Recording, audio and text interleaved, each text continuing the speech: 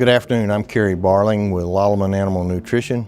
I'm a beef global manager for technology, and I have a background in veterinary medicine and a PhD in veterinary microbiology.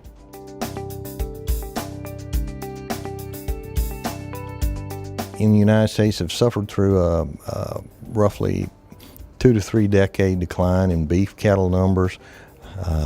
But at the same time, our level of beef production and red meat has remained the same throughout the years.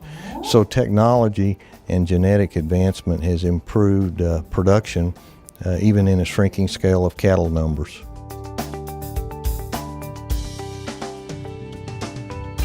This phenomenon will cause technological changes.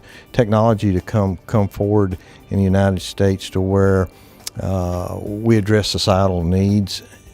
We still want to maintain a competitive edge with beef as a meat commodity, but yet use safe, non-pharmaceutical, non-chemical, yet biologically active solutions.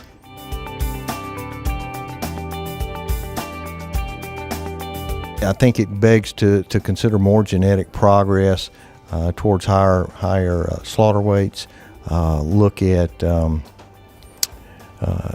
feed alternatives and silage inoculants, as well as the probiotic world that will decrease use of antimicrobials and increase animal comfort in the feedlot.